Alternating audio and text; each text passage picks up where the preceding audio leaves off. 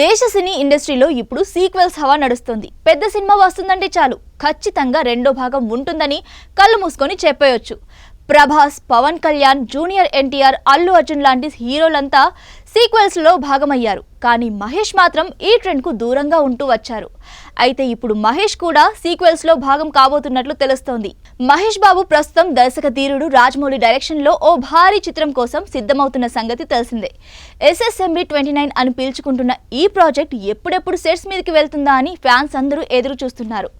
ఈ నేపథ్యంలో షూటింగ్ సంబంధించిన ఓ క్రేజీ అప్డేట్ సోషల్ మీడియాలో చక్కర్లు కొడుతుంది. ఈ గ్లోబల్ ట్రాకింగ్ చిత్రాన్ని 2025 జనవరిలో పూజా కార్యక్రమాలతో లాంఛనంగా ప్రారంభించనున్నారని వార్తలు వస్తున్నాయి. అంతేకాదు మహేష్ బాబు సినిమాని 2 భాగాలుగా తెరకెక్కించడానికి జక్కన్న సన్నాహాలు చేసుకుంటున్నారట. ఫస్ట్ పార్ట్ ని 2027 లో, సెకండ్ పార్ట్ ని 2029 లో రిలీజ్ చేసేలా ప్లాన్ చేస్తున్నారట. రాజమౌళి బాహుబలిని 2 భాగాలుగా తీసి సక్సెస్ అయ్యారు. అప్పటి నుంచి మేకర్స్ అంతా 2 భాగాలుగా అంటూ జపం చేస్తున్నారు. అంటే దీనికి బాటలు వేసింది రాజమౌళినే అని చెప్పాలి. ఇప్పుడు మహేష్ మూవీని కూడా ఫ్రాంచైజీగా మార్చే ఆలోచనలు చేస్తున్నారని అంటున్నారు. SSMB 29 ను 2 పార్ట్స్ గా తీస్తే మాత్రం మహేష్ బాబు దాదాపు 5 ఏళ్ల పాటు రాజమౌళి సెట్ లోనే గడపాల్సి ఉంటుంది. ఈ సినిమాను 1000 కోట్లకు పైగా బడ్జెట్ తో రూపొందిస్తున్నారని ప్రచారం జరుగుతోంది.